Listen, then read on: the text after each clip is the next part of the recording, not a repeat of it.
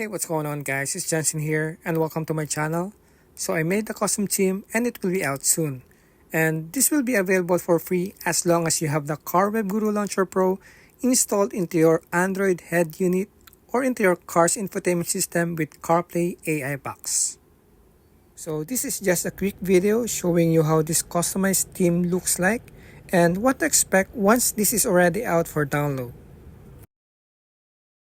So here I added Google Maps for your easy access to your navigation. I also added Netflix, YouTube, Spotify, and Google Play Store. In the middle section, we got shortcut apps.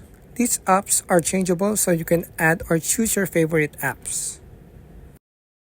And below, we have the digital speedometer or your current speed. And beside that function, we got your music player.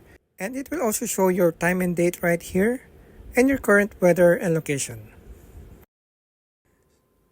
So there you have it guys. This is just a quick run through of the customized theme I made.